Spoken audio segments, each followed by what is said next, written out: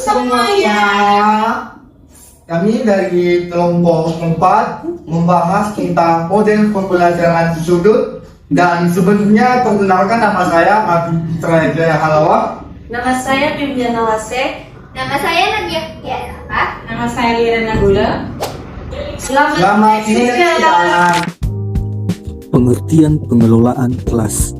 Pengelolaan kelas merupakan serangkaian keterampilan yang dimiliki guru dalam menciptakan, menjaga, dan mengembalikan kondisi belajar yang optimal. Tidak hanya sekedar mengatur tempat duduk atau menjaga ketertiban, pengelolaan kelas juga mencakup bagaimana guru mengelola interaksi, waktu, serta suasana emosional di dalam kelas. Pengelolaan kelas yang efektif bertujuan untuk menciptakan lingkungan belajar yang kondusif serta meningkatkan partisipasi peserta didik dalam meminimalkan gangguan dalam pembelajaran untuk mendukung tercapainya tujuan pembelajaran. Pengertian model pembelajaran sudut. Model pembelajaran sudut learning corners adalah pendekatan pembelajaran yang membagi ruang kelas menjadi beberapa area atau sudut kegiatan yang masing-masing memiliki fungsi dan aktivitas berbeda. Setiap sudut dirancang untuk mengembangkan aspek tertentu dari kemampuan peserta didik. Adapun contoh-contoh sudut dalam pembelajaran antara lain, yang pertama, sudut membaca. Sudut membaca adalah area khusus di kelas yang disediakan untuk mengenalkan anak pada buku dan kegiatan membaca secara menyenangkan. Sudut ini biasanya dibuat nyaman, menarik, dan penuh gambar agar anak tertarik melihat, memegang, dan mendengarkan cerita. Tujuannya untuk menumbuhkan minat baca, menambah kosakata, melatih konsentrasi, dan mengembangkan imajinasi anak sejak dini. Contoh sudut membaca. Yang pertama, rak kecil berisi buku cerita bergambar, majalah anak atau huruf kartu. Kedua, karpet atau bantal duduk warna-warni agar anak nyaman membaca. Yang ketiga, hiasan dinding seperti huruf alfabet, toko cerita, atau poster hewan. Yang keempat, boneka tangan untuk mendongeng. Dan yang terakhir, kotak buku bertema, misalnya tema binatang, keluarga, atau transportasi. Yang kedua, sudut seni. Sudut seni adalah area khusus yang digunakan anak untuk melakukan kegiatan kreatif dan berkarya. Di sudut ini anak dapat menggambar, mewarnai, melukis, menempel, atau membuat kerajinan sederhana. Tujuannya untuk mengembangkan kreativitas, imajinasi, motorik halus, serta kemampuan mengekspresikan diri. Contoh sudut seni di PAUD. Meja kecil untuk menggambar dan mewarnai. Rak berisi alat seni seperti krayon, pensil warna, cat air, gunting aman, lem, dan kertas. Yang ketiga, pajangan hasil karya anak di dinding kelas. Yang keempat, kotak bahan bekas seperti kardus, daun, sedotan, atau kancing untuk kolase. Dan yang terakhir, apron atau alas meja agar anak bebas berkarya. Yang ketiga, sudut sains. Sudut sains adalah area belajar yang digunakan anak untuk mengenal ilmu, pengetahuan sederhana melalui kegiatan bermain dan percobaan. Sudut ini membantu anak belajar mengamati, mencoba, bertanya, dan menemukan hal baru di sekitarnya. Tujuannya untuk menumbuhkan rasa ingin tahu, kemampuan berpikir, dan keterampilan memecahkan masalah. Contoh, meja percobaan sederhana. Kedua, koleksi benda dalam seperti daun, batu, pasir, kulit kerang, atau biji-bijian. Ketiga, kaca pembesar, magnet atau timbangan mainan, tanaman kecil untuk diamati pertumbuhannya, dan terakhir, gambar cuaca hewan atau bagian tubuh manusia. Yang keempat, sudut matematika. Sudut matematika adalah area belajar yang digunakan untuk anak mengenal konsep matematika sederhana melalui permainan dan kegiatan yang menyenangkan. Di sudut ini, anak belajar mengenal angka, bentuk, ukuran, pola, dan berhitung dasar. Tujuannya untuk melatih kemampuan berpikir logis, konsentrasi, dan pemecahan masalah. Contoh sudut matematika. Yang pertama, kartu angka dan puzzle. angka. Kedua, balok berhitung atau manik-manik warna. Ketiga, permainan bentuk geometri seperti lingkaran, segitiga, dan persegi. Yang keempat, timbangan mainan dan alat ukuran sederhana. Yang terakhir, poster angka dan pola warna. Dan yang terakhir, sudut bermain peran adalah area bermain yang digunakan anak untuk meniru berbagai peran dan kegiatan dalam kehidupan sehari-hari. Melalui bermain peran, anak belajar berkomunikasi, bekerja sama, berimajinasi, dan memahami lingkungan sekitarnya. Tujuannya untuk mengembangkan kemampuan sosial bahasa, emosional, dan kreativitas anak. Contoh sudut bermain peran. Pertama, mini dapur lengkap dengan peralatan masak mainan.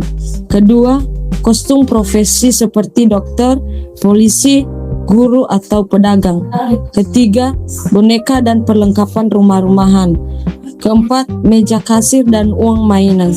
Dan yang terakhir, telepon mainan atau perlengkapan toko. Karakteristik model pembelajaran sudut. Model pembelajaran sudut memiliki beberapa karakteristik utama, yaitu 1. Berpusat pada peserta didik. Artinya peserta didik tidak hanya menjadi subjek utama dalam pembelajaran, tetapi mereka aktif mengeksplorasi, mencoba, dan menemukan pengetahuan sendiri. 2. Pembelajaran berbasis aktivitas. Artinya setiap sudut menyediakan aktivitas yang berbeda, sehingga siswa tidak hanya mendengarkan tetapi juga melakukan. 3. Mengembangkan berbagai aspek perkembangan. Artinya pada model ini tidak hanya fokus pada aspek kognitif saja, tetapi juga fokus pada sosial, emosional, motorik, dan juga kreativitas. 4. Lingkungan sebagai sumber belajar. Artinya kelas ditata dengan sedemikian rupa agar menjadi lingkungan belajar yang kaya akan stimulasi.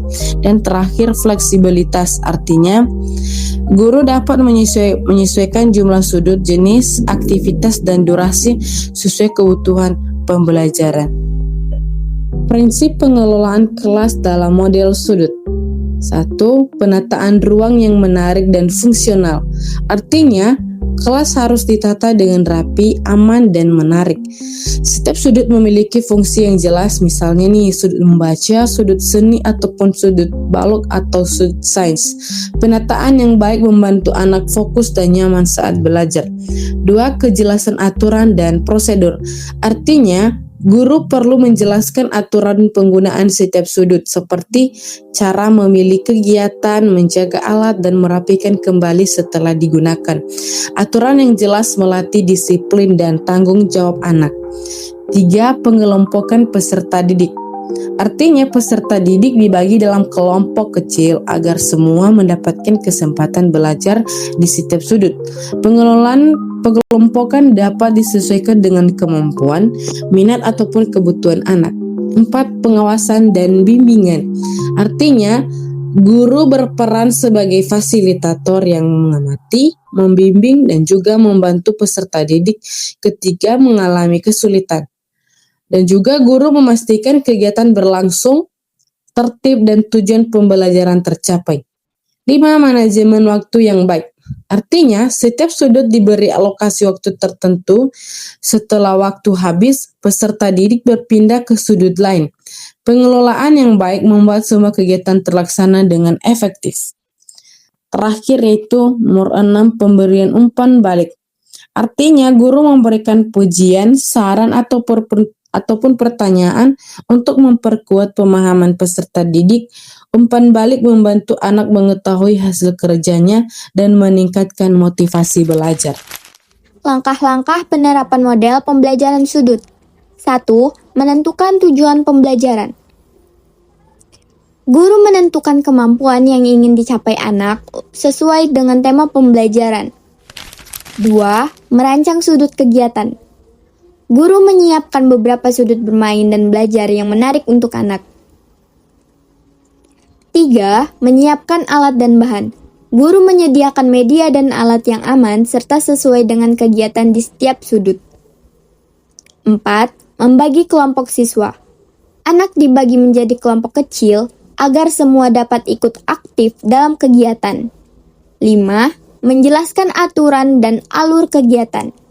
Guru menjelaskan cara bermain, aturan, dan perpindahan sudut dengan sederhana. 6. Pelaksanaan kegiatan. Anak belajar dan bermain di sudut kegiatan sesuai dengan arahan guru. 7. Observasi dan penilaian.